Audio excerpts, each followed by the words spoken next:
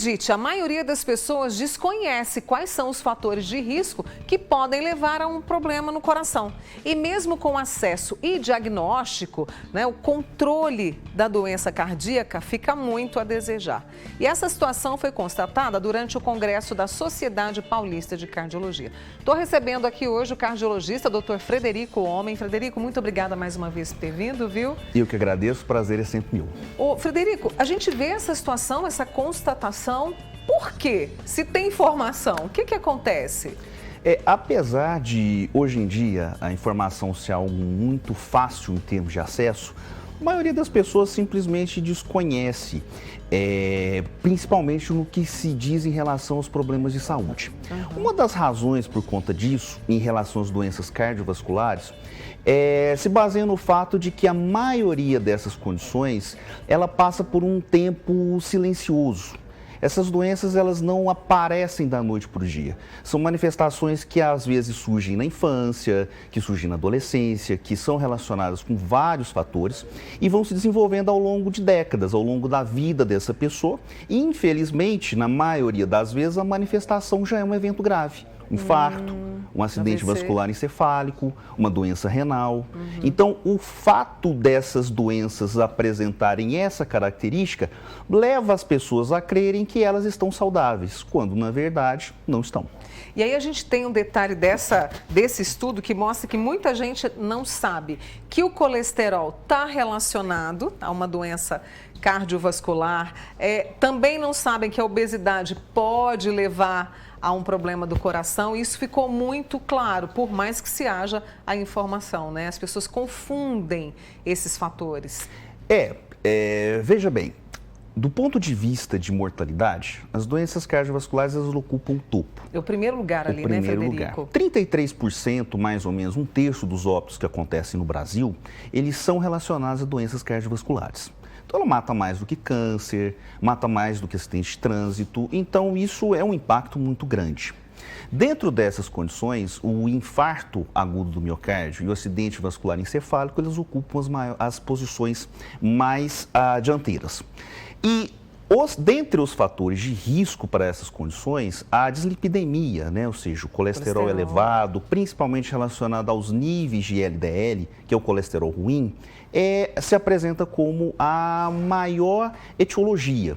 Sendo assim, é essencial que essas condições sejam abordadas de forma mais ampla, complexa e que esse controle seja extremamente rigoroso. Um fato parecido acontece, por exemplo, com a hipertensão.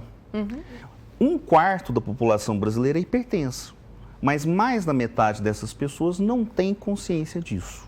E, infelizmente, as consequências são muito danosas e, como eu disse para você, e para nossos espectadores, muitas vezes essas condições acontecem em momentos tardios. Diante desse quadro, que se trouxe nesse congresso, o que se faz necessário, o que se faz urgente? Porque se são as doenças que mais matam, nós temos aí gente na fase produtiva, digamos assim, morrendo por conta de um problema que poderia ser evitado, doutor Frederico. Com toda certeza. Eu acho que o primeiro passo para isso é a conscientização. Em seguida, o que temos de medidas? Não adianta as pessoas, também se aterem a esse conhecimento, obviamente, sem que sejam tomadas as devidas providências. A principal providência em relação ao controle de qualquer dano cardiovascular são as mudanças de hábitos de vida. Nós precisamos melhorar essa questão. Precisamos comer melhor, precisamos dormir melhor. A saúde mental é extremamente importante, então precisamos nos cuidar melhor. O controle do peso, o controle da pressão, o controle da glicemia, o controle do colesterol, atividade física regular. Todos esses são fatores imprescindíveis para que se comece a abordagem terapêutica de qualquer uma das condições cardiovasculares.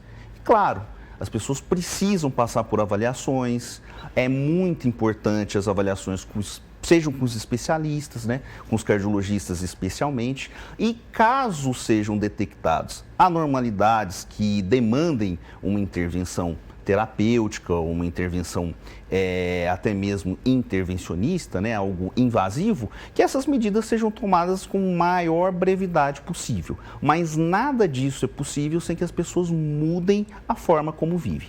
Deixa eu trazer pergunta aqui do nosso pessoal para você, Frederico. A querida Thaís do Shopping Park. Quem tem histórico na família, né, corre mais riscos? A mãe dela morreu de infarto fulminante.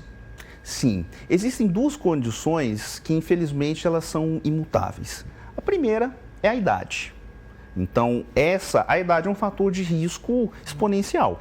Quanto mais velhos ficamos, mais propensos a doenças cardiovasculares. E o segundo é o fator genético. Mas muitas das vezes, né, a genética também depende do ambiente para que ela possa se manifestar.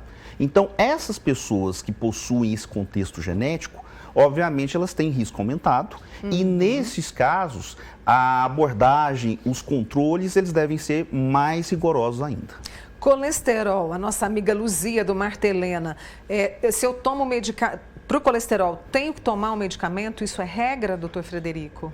Não, isso não necessariamente é uma regra. regra. A primeira questão é avaliar o risco cardiovascular desse paciente. Um paciente jovem, sem fatores de risco cardiovasculares, às vezes ele pode ser controlado apenas com as mudanças ambientais, com as mudanças mudanças de estilo de vida. Agora, pacientes que já apresentam doença implementada, por exemplo, um paciente que já teve infarto, um paciente que já teve derrame, um diabético, esses pacientes requerem um controle mais rigoroso e, na maioria das vezes, a medicação é necessária. Mulheres na menopausa, é a pergunta aqui da minha amiga, por conta dos hormônios. A Adriana quer saber, o risco de uma doença do coração é maior?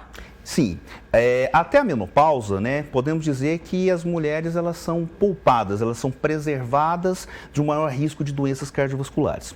Após a menopausa, o risco das mulheres praticamente dobra, alcançando o mesmo percentual de acometimento dos homens. Então, a menopausa é um fator, é uma etapa para a mulher muito importante. Então, nesse ponto, as estratégias elas devem ser rigorosas. Mudando o estilo de vida, praticando exercícios, a possibilidade de não tomar mais remédio para a pressão pode ser uma realidade? É o Giovanni que pergunta, Frederico. Pode sim. A atividade física é essencialmente importante para esse tipo de fator. Pode-se controlar a hipertensão, né, principalmente pacientes que não apresentam níveis tão elevados. Controle de peso, por exemplo. Cada 10% que esse paciente perde de peso, ele pode perder até 5 a 10 milímetros de impacto na pressão arterial. Então, isso pode fazer um hipertenso virar normotenso. Então, essas condições, elas são imprescindíveis. E olha só, sábado agora, né, a gente tem o Congresso de Cardiologia aqui do Triângulo Mineiro, que será no Center Convention, é isso, exatamente, né, doutor Frederico? Nesse sábado, né, estaremos promovendo o primeiro simpósio de arritmias cardíacas do Triângulo Mineiro, né, um evento muito importante para a região, e traremos palestrantes, colegas renomados do Brasil e no exterior, e o evento começa às 8 horas. Convidadíssimos. Muito obrigada, viu? O Frederico, o homem cardiologista, volte mais vezes amanhã total. Eu que agradeço.